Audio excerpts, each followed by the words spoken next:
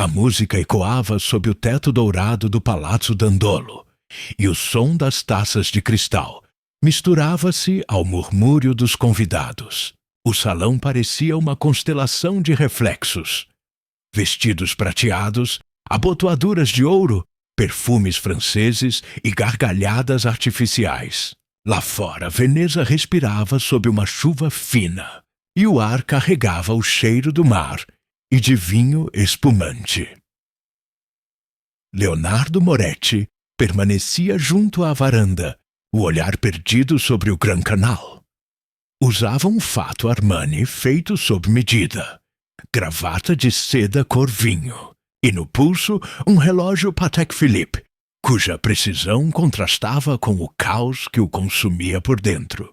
Tinha 38 anos, a pele levemente bronzeada, o rosto de quem aprendera a dominar tudo, exceto o próprio passado. À sua volta falavam de arte, de dinheiro, de influência. O seu nome surgia em conversas como uma lenda. O empresário que transformara ruínas em impérios. O mecenas que financiava concertos e leilões. Mas naquela noite, enquanto os violinos tocavam uma área de Vivaldi, Leonardo sentia-se apenas vazio.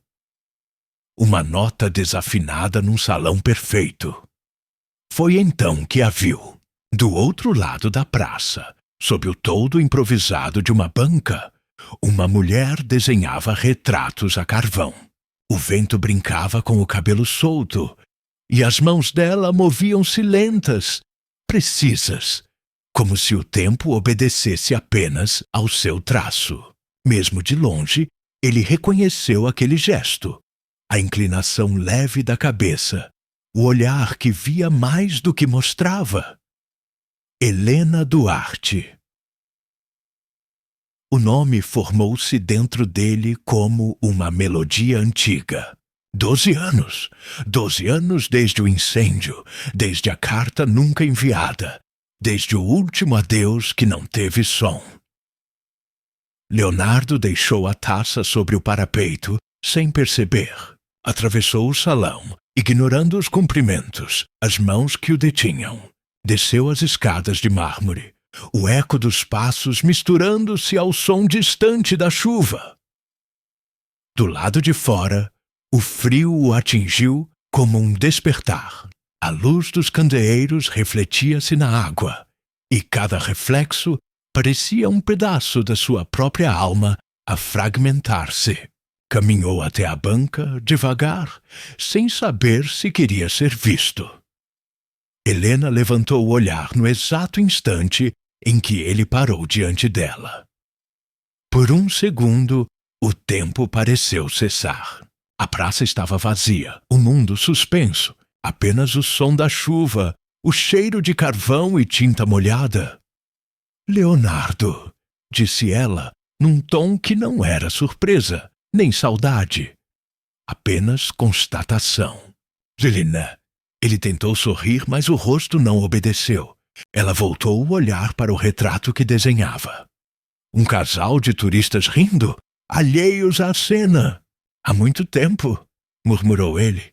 Há vidas, respondeu ela. O silêncio instalou-se entre os dois como uma ponte quebrada.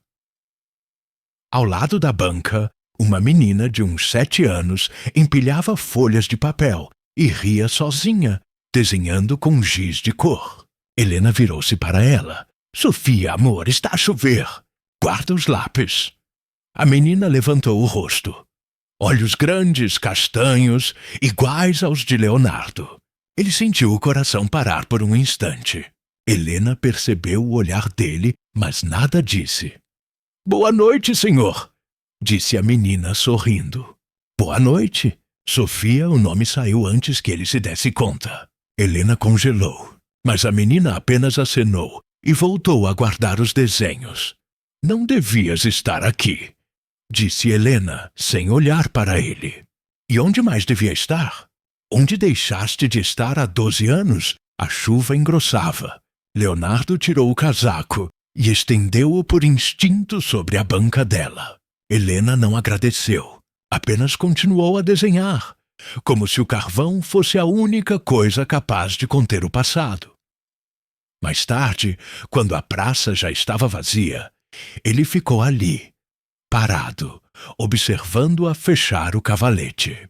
O vento fazia a lona bater como um coração impaciente. Ela levantou a cabeça e, por um instante, os olhos deles voltaram a cruzar-se. «Ainda pintas?» perguntou ele. «Ainda fuges?» respondeu ela. Não houve despedida, apenas o som da água, o eco distante de um violino e o reflexo de dois mundos que já tinham sido um só. Na manhã seguinte, o Grande Canal acordou coberto por uma névoa suave. Gôndolas deslizavam lentas, e o som das remadas misturava-se ao toque distante dos sinos de San Giorgio. Leonardo observava a cidade pela janela do quarto no Gritti Palace, o café ainda quente sobre a mesa, o jornal intocado. Não dormira. A imagem de Helena, o rosto sereno, as mãos manchadas de carvão, a menina, não o deixara em paz. Do lado de fora, turistas fotografavam fachadas, mas ele via apenas o reflexo dela nas águas. Cada movimento do canal parecia sussurrar o mesmo nome. Helena. Helena pegou no casaco e saiu. Caminhou pelas ruelas úmidas, cruzando pontes estreitas até chegar a Canarédio, onde o ar cheirava a pão quente e maresia. Ali, longe dos palácios e dos cristais, a cidade parecia viva. O ateliê dela ficava num beco discreto, com uma placa pequena escrita à mão: Estúdio Duarte, Retratos e Pintura. Leonardo hesitou diante da porta. Uma parte dele queria entrar, outra fugir, mas a curiosidade, ou talvez a saudade, venceu. O som do sino acima da porta anunciou sua entrada. O lugar era pequeno, aquecido por uma lareira antiga. As paredes estavam cobertas de telas. Rostos, corpos, fragmentos de Veneza em tons ocres. O ar era denso de cheiro de tinta e vida. Helena levantou-se da mesa, surpresa contida. Usava uma camisa branca salpicada de cores, o cabelo preso de qualquer maneira. «Vieste comprar um retrato?» perguntou sem ironia. «Vim lembrar-me de quem fui?»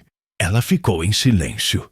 Leonardo caminhou devagar pelo espaço, tocando as molduras, observando os quadros. Parou diante de uma tela grande coberta por um tecido. «Posso ver?» perguntou. Não, mas ele já levantava o pano. O quadro mostrava um homem de costas, olhando o canal ao pôr do sol.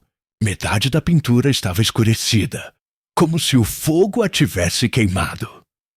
«Era o retrato do meu pai», disse ela. «Terminei-o no dia em que tudo ardeu». Leonardo respirou fundo. «Helena, sobre aquela noite...»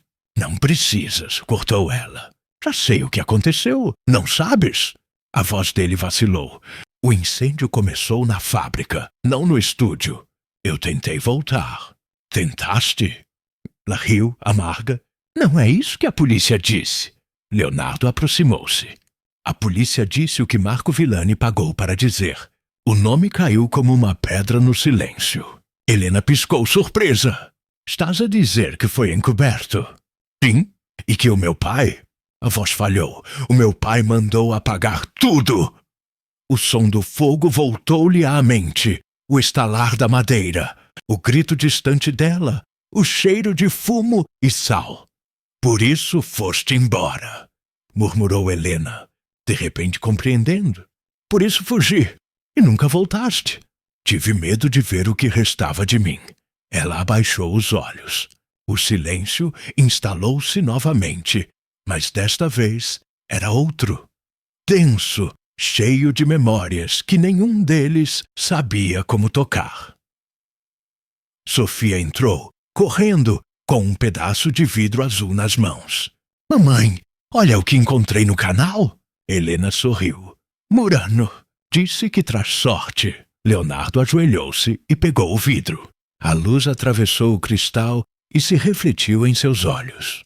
Por um instante tudo pareceu limpo. "É bonito", disse ele. "Parece o mar quando está feliz", respondeu a menina. Helena observou a cena imóvel. Dentro dela, algo começava a rachar. Não ódio, mas um medo antigo de voltar a sentir. Quando Leonardo saiu, a chuva começava a cair de novo. Caminhou pelas vielas sem rumo, o coração pesado e leve ao mesmo tempo. Cada passo parecia ecoar nas pedras molhadas, misturado ao som da cidade. Parou numa ponte estreita e olhou o reflexo da água. Por um instante, o rosto que viu não era o seu, mas o de Helena. E atrás dela, o de Sofia. O passado, pensou, não afoga ninguém. Apenas espera, paciente, até que se aprenda a nadar de novo. Naquela noite, o sono não veio. Leonardo Moretti ficou no quarto do Gritti Palace, a observar o reflexo das luzes nas águas. Do lado de fora, Veneza parecia calma. Mas dentro dele, o passado rugia como fogo antigo. Abriu a mala e retirou uma caixa de madeira escura. Dentro, um maço de cartas amareladas, um recorte de jornal e uma fotografia de Helena no estúdio em Lisboa, segurando um pincel e sorrindo para o sol. Era o último dia antes de tudo arder. 12 anos antes, Lisboa. O céu tingido de cobre, o vento quente do Tejo entrando pelas janelas. Leonardo, mais jovem, ainda não era o homem de negócios frio. Era apenas um pianista promissor, filho de um industrial exigente. Naquela época, passava horas no ateliê de Helena, rodeado de telas e o cheiro de óleo e café.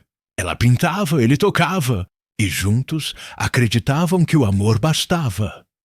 Mas a sombra do pai de Leonardo, Giancarlo Moretti, estava sempre presente. Homem de negócios duros, controlador, via a relação do filho com uma artista pobre como uma ameaça. A arte não paga dívidas, dizia.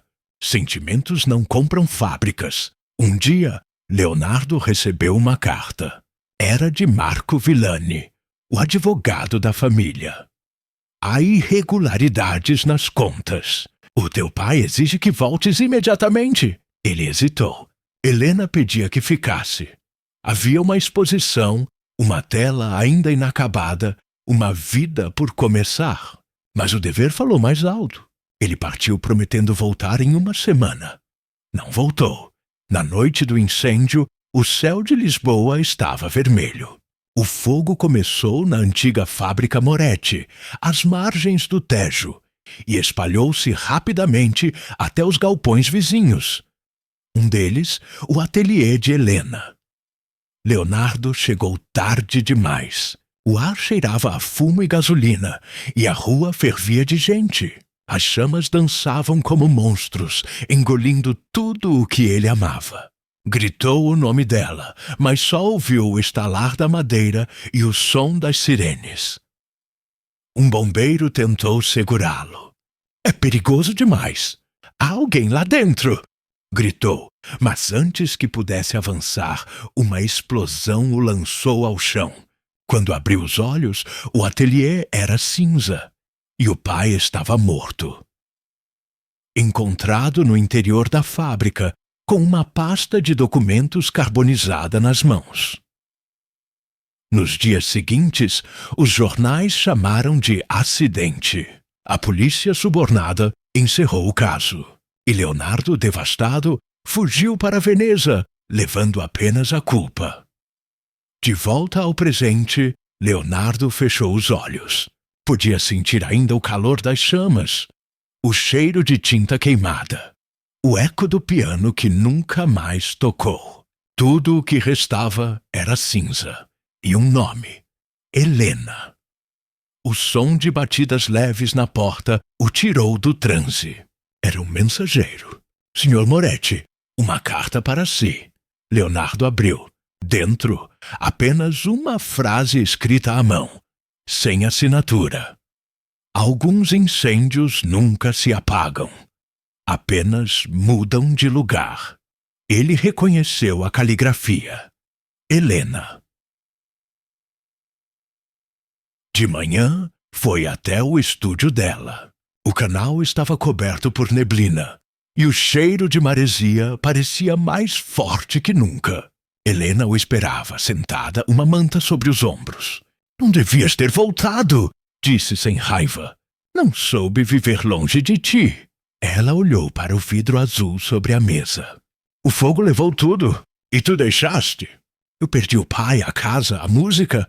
Eu perdi a fé. Leonardo respirou fundo. Quero reparar o que quebrei. Não se repara o que se queimou. Ele aproximou-se devagar.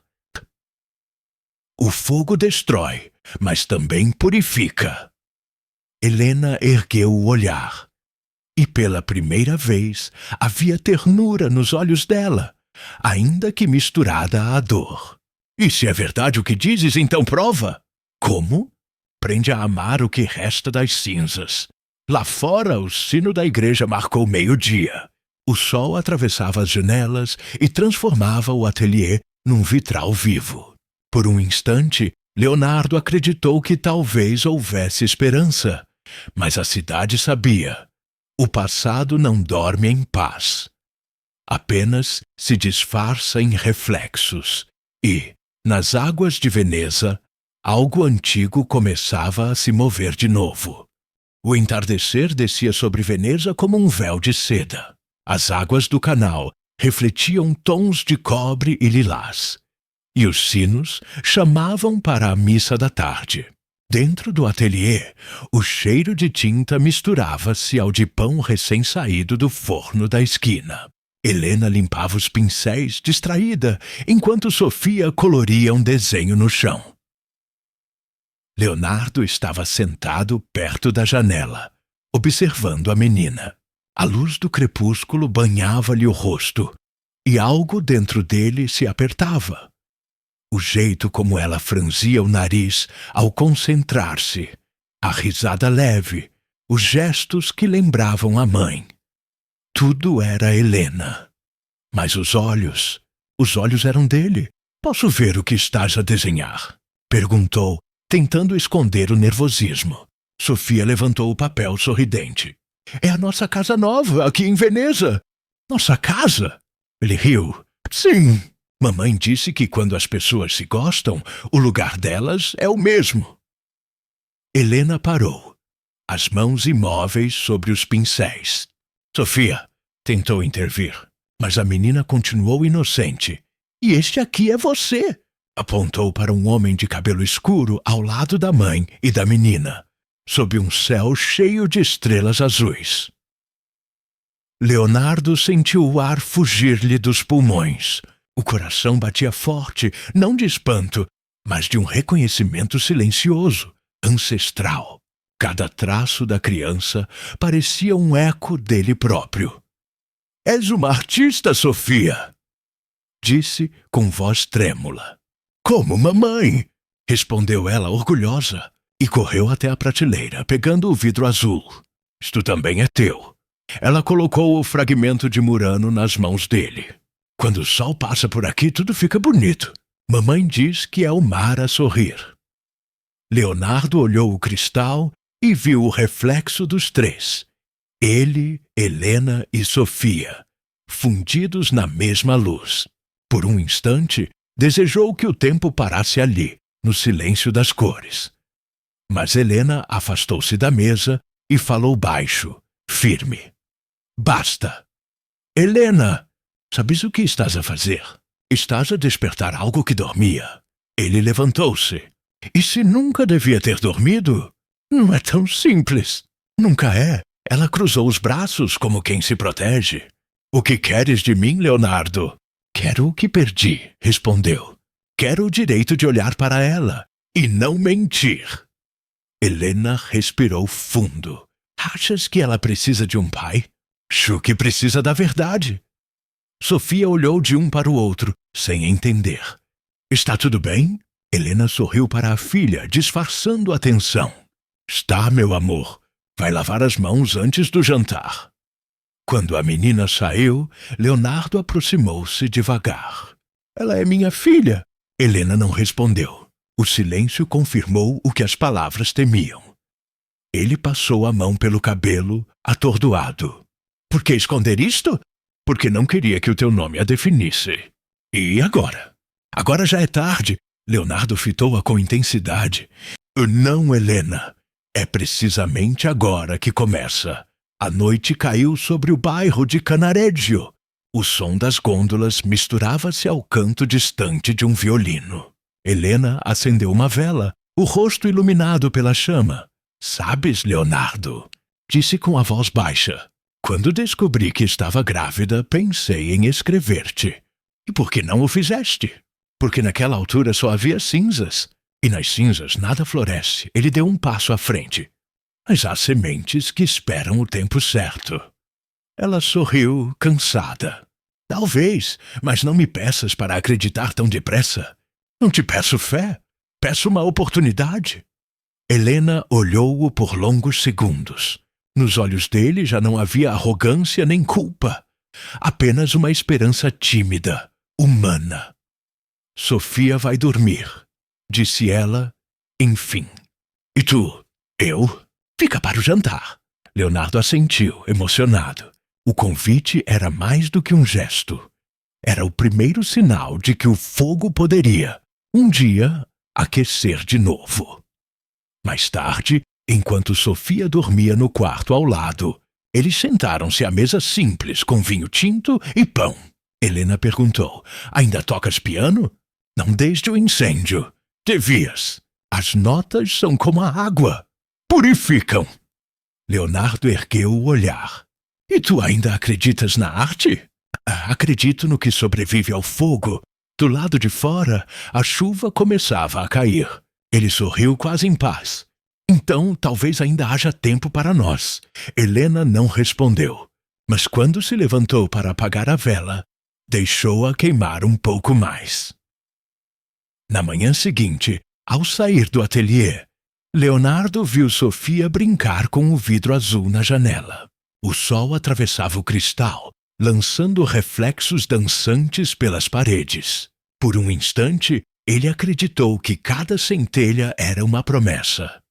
Uma de que, talvez, o amor não tivesse morrido, apenas esperado para renascer. E enquanto se afastava pelas ruas de Veneza, o som da água sob as pontes repetia baixinho, como um eco. Nem tudo o que se afoga morre. A noite voltou a cair sobre o Grande Canal, e as luzes das gôndolas tremiam como velas flutuantes. Leonardo Moretti observava a cidade do terraço do seu palácio, o casaco ainda molhado da chuva do fim de tarde. O vinho Amarone repousava sobre a mesa ao lado de um envelope antigo. A carta tinha sido entregue sem assinatura, mas ele reconhecia a caligrafia do amigo e advogado, Marco Villani. Leonardo, não posso carregar este silêncio por mais tempo. A verdade sobre o incêndio não morreu. Encontra-me amanhã na Fondamenta degli Ormesini. M. Dobrou o papel e ficou ali, imóvel, a olhar o reflexo do fogo da lareira. A lembrança de Marco era um espelho rachado, metade amizade, metade traição. E o nome dele voltava como cheiro de fumo. De manhã, o céu de Veneza estava cinzento, o ar denso, elétrico. Leonardo desceu a rua com as mãos nos bolsos e a mente cheia de presságios. Atravessou pontes, becos, canais estreitos, até chegar à pequena taberna indicada. Marco esperava-o, envelhecido, o rosto tenso, o olhar cansado. Passaram-se 12 anos, Marco. Por que agora? Perguntou Leonardo, sentando-se. O homem respirou fundo e respondeu. Porque o passado não dorme, Léo. E porque há alguém a desenterrá-lo. Quem? É a auditoria suíça. Descobriram as contas escondidas do teu pai. Isso não me interessa. Devia. Porque o nome Moretti está ligado à morte de um funcionário. E a de Giancarlo, Leonardo empalideceu. Estás a dizer que o incêndio foi provocado para eliminar provas. Quem o fez? Não sei ao certo, mas há documentos que mostram transferências em teu nome.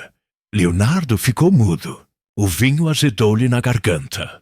Estás a dizer que querem culpar-me? Não só. Querem apagar a família Moretti do mapa. O silêncio foi cortado apenas pelo bater da chuva nas janelas. E Helena? Perguntou Leonardo.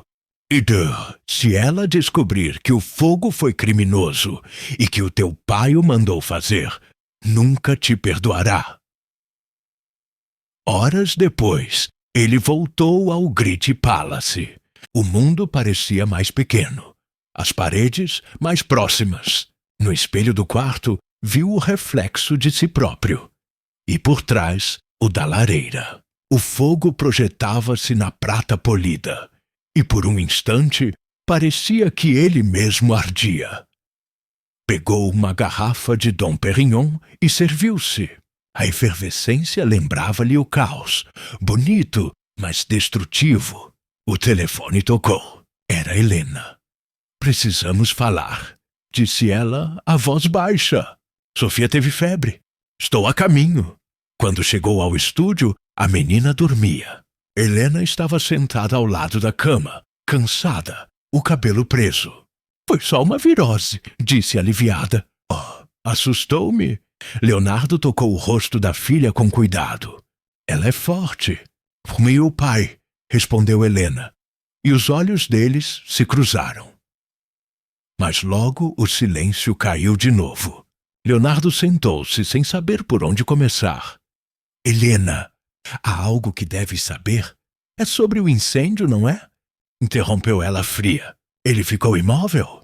Como sabes? Marco veio aqui. Mostrou-me os relatórios. O coração dele parou.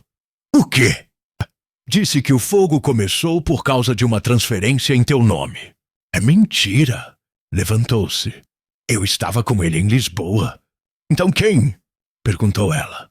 Quem acendeu o fósforo? Leonardo não respondeu. As chamas do passado subiam outra vez. Agora mais perto, mais reais. Não sei, murmurou por fim. Mas vou descobrir. Helena levantou-se também. E se fores tu? Então assumirei. E se fores inocente? Mesmo assim, o fogo foi meu.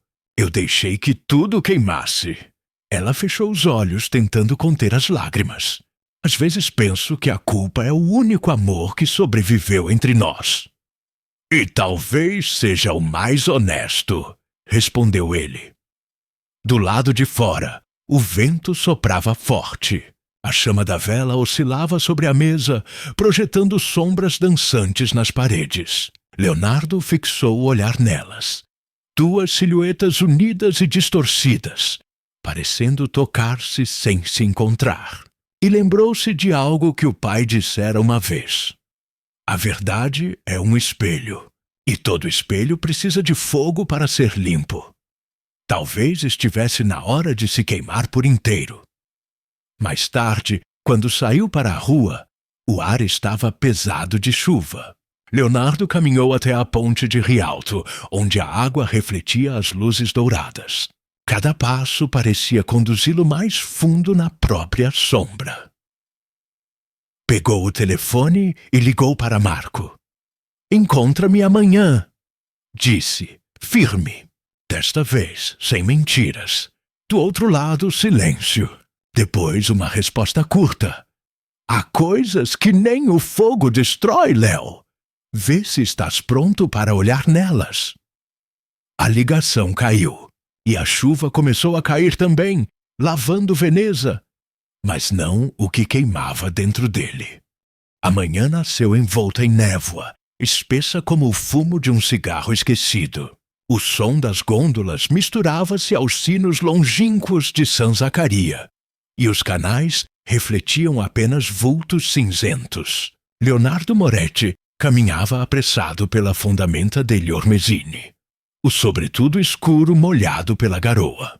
No bolso interno, o peso frio de uma arma, herança do medo, não da coragem. Entrou na velha oficina de barcos onde Marco o esperava. O cheiro de madeira úmida e óleo queimado impregnava o ar. Lá fora, o mar batia contra as estacas como um coração impaciente. Pensei que não virias, disse Marco, acendendo um cigarro. Não deixei de vir há 12 anos, respondeu Leonardo. Só cheguei tarde. O advogado soltou a fumaça, lento. Há coisas que não deviam ser lembradas. Há coisas que precisam ser ditas antes que nos devorem. Marco desviou o olhar. Sobre a mesa, um dossiê velho, marcado pelo tempo. Aqui está tudo o que resta do caso. Transferências, contratos, testemunhos. Quem os guardou? Eu. Por ordem do teu pai. Leonardo aproximou-se.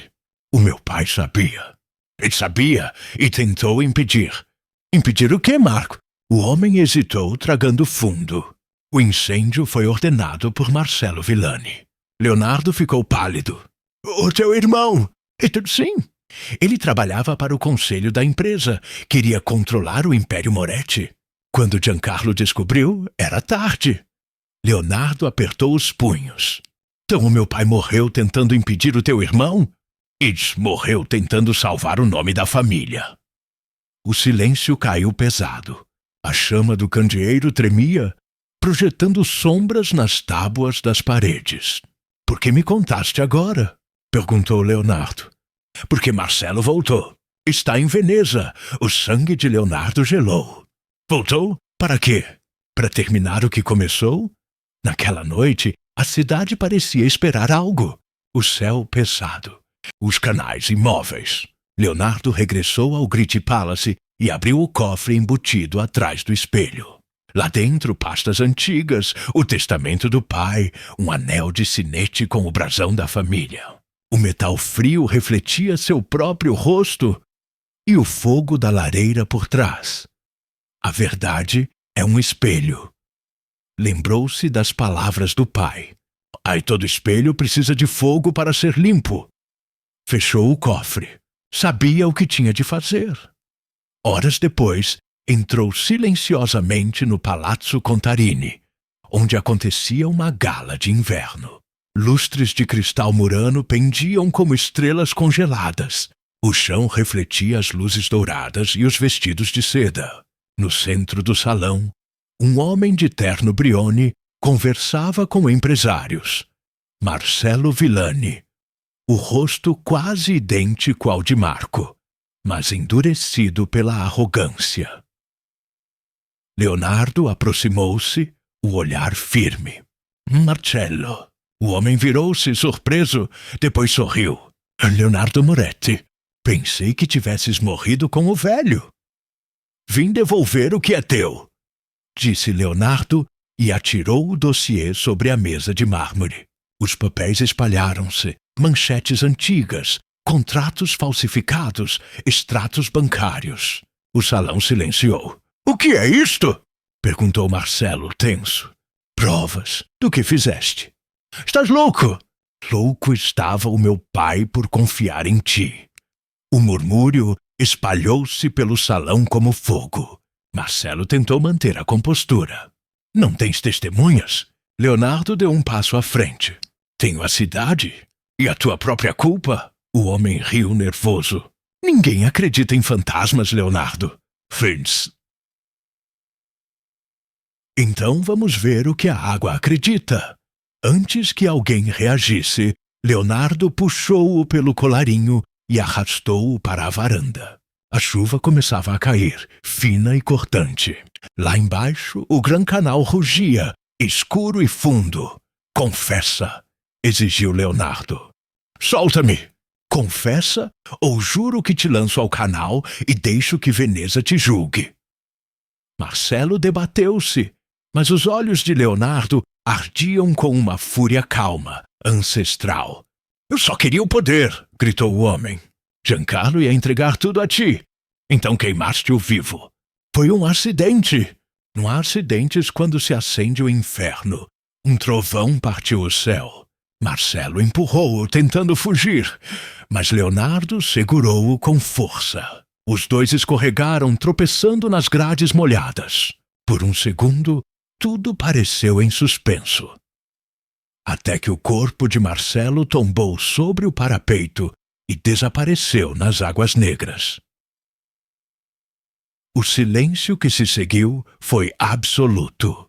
Leonardo ficou parado, molhado, atordoado, observando as ondas engolirem a sombra do irmão do seu antigo amigo. A chuva lavava-lhe o rosto, misturada com lágrimas e culpa. Do salão ouviam-se gritos, mas ele não fugiu. Apenas olhou o reflexo da água, onde o fogo dos lustres tremia como labaredas presas. O espelho estava limpo. E ele, queimado? Na manhã seguinte, Helena leu nos jornais: empresário desaparece misteriosamente no Grande Canal. Polícia investiga ligação com a família Moretti. As mãos dela tremiam. Sabia que Leonardo tinha estado lá. E sabia também que, pela primeira vez, talvez ele tivesse enfrentado o fogo e vencido. Mas a vitória tem o preço da alma, e o reflexo de Veneza, naquele dia, parecia mais profundo do que nunca. O amanhecer veio lento, pálido, como se o sol tivesse medo de tocar a cidade. Os jornais se amontoavam nas portas das cafeterias. O nome Moretti estampava todas as manchetes. O Palazzo Contarini ainda cheirava a champanhe e escândalo, e nas águas do Gran Canal, os mergulhadores buscavam o corpo de Marcelo Villani. Em vão. Leonardo caminhava sozinho pela rua deserta. O sobretudo pesado colava-se ao corpo. O frio parecia vir de dentro, não do vento. Cada passo ecoava como um julgamento. No rosto, o silêncio. Nos olhos, o reflexo de uma cidade que já não o reconhecia. Na delegacia de São Paulo, o inspetor Rossi esperava por ele. Homem magro, olhar de falcão, voz seca como papel queimado. Senhor Moretti, espero que compreenda a gravidade. Compreendo? Há testemunhas que o viram discutir com o Sr. Villani antes do desaparecimento. Discutir não é matar, mas é um começo. Leonardo manteve-se calmo. Ele confessou o incêndio de 2013. Não há gravações nem provas, apenas o seu relato. E o meu silêncio até hoje. Isso basta? Talvez para a consciência, não para o tribunal. O inspetor inclinou-se para a frente. Posso perguntar uma coisa, Sr. Moretti? Pergunte. Por que não fugiu? Leonardo pensou por um instante. O rosto de Helena surgiu-lhe na mente. O olhar dela, entre o medo e a coragem. O calor da vela iluminando o estúdio. Porque o que fugiu durante 12 anos já não existe. E o que ficou? O que sobrou do amor e do fogo? O inspetor o observou longamente. Depois fez um sinal ao secretário. Está livre por enquanto, mas não saia de Veneza. Leonardo levantou-se. Não pretendo fugir de novo. Do lado de fora, a chuva voltara. Ele caminhou sem direção até Canarégio, as pedras molhadas brilhando sob o céu cinzento. Chegou ao ateliê. Helena estava à porta, com o casaco de lã e um guarda-chuva branco. «Leonardo!» disse, num tom entre alívio e medo. «O que fizeste?» «O que devia ter feito há muito tempo.» «Disseste a verdade?» «Enterrei-a.» Ela respirou fundo, trêmula. «Não percebes? Agora vão atrás de ti.» «Que venham. Já estive preso dentro de mim mesmo tempo demais.» O silêncio caiu entre eles, denso. Sofia observava da janela, sem entender, os olhos grandes e curiosos. Leonardo aproximou-se de Helena, a voz baixa. «Não quero que Sofia veja o pai como um homem que fugiu. E se o perder agora?» Então, pelo menos, saberá quem eu fui. As palavras ficaram suspensas no ar, como cinzas. Helena encostou a cabeça ao peito dele por um instante breve e sussurrou: Há coisas que o amor não salva, Leonardo, mas salva quem tenta. Nessa noite, a polícia voltou ao Grit Palace. Revistaram o quarto, abriram o cofre, recolheram documentos. Leonardo observava em silêncio, sentado no sofá de couro, um copo de Lagavulin na mão. O inspetor Rossi olhou-o e disse: A cidade quer um culpado. Então deem-lhe um espelho. Enquanto isso, Helena caminhava sozinha pela beira do canal. A lua refletia-se na água como uma lâmina. Pensava em fugir com Sofia, desaparecer antes que o escândalo arrastasse tudo. Mas cada passo a levava de volta ao mesmo lugar. O estúdio, o vidro azul, o nome dele. Ela parou na ponte e olhou o reflexo do próprio rosto. Viu-se dividida entre dois mundos: o da dor e o da esperança, o da ruína e o da promessa. Uma gôndola passou lentamente e o gondoleiro cantarolava uma melodia triste. Helena fechou os olhos e deixou uma lágrima cair na água. O círculo que se formou era pequeno, mas se expandiu até tocar as margens. Talvez fosse assim o amor: uma gota que se torna mar, um fogo que se torna luz. De manhã, o inspetor voltou. Trazia um envelope nas mãos. Encontraram isto, disse, nas ruínas da fábrica antiga. Leonardo abriu. Dentro, uma carta queimada nas bordas, com o selo de Giancarlo Moretti. Reconheceu de imediato a letra do pai. Se leres isto, é porque o fogo levou o que devia. Perdoa-me, filho, nem toda a verdade pode ser dita. Mas há uma que basta. Eu acendi a chama para destruir o nome Moretti, não para te condenar. A culpa é minha, não tua. Teu pai. As mãos de Leonardo tremiam. A carta caiu no chão, manchada de lágrimas. O inspetor observou em silêncio. Depois, apenas disse: Talvez não sejamos juízes do fogo, Sr. Moretti. Apenas sobreviventes dele. Leonardo assentiu. E o fogo, inspetor? O fogo esquece. A água, nunca. Ao cair da noite, Helena foi até o Grit Palace. O salão estava em silêncio. Apenas a lareira acesa. Leonardo estava junto à janela, olhando a cidade. Ela aproximou-se, devagar. Li nos jornais. Então sabes? Sei que não foste tu. Ele virou-se.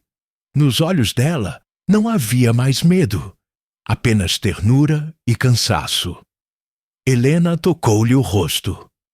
O fogo levou muita coisa, mas não tudo. Leonardo segurou a mão dela. E o que ficou?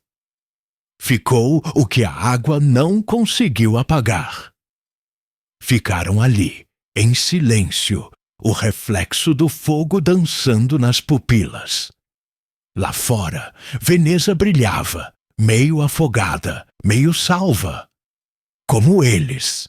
A chuva não cessou durante 3 dias. Veneza parecia afundar lentamente sob o peso das nuvens e do passado. As sirenes ecoavam, as gôndolas subiam pelas escadas e a água invadia os cafés e igrejas, trazendo o cheiro salgado do Adriático. Leonardo e Helena ajudavam a erguer barreiras diante do ateliê. Sofia dormia num sofá, abraçada ao vidro azul de Murano. Helena trabalhava em silêncio, o rosto cansado, as mãos feridas de tanto carregar sacos de areia. Ele olhava-a e via nela tudo o que restava de puro. O mar está a levar a cidade, disse ela. Ou talvez esteja a devolvê-la ao que sempre foi, respondeu ele. Um espelho.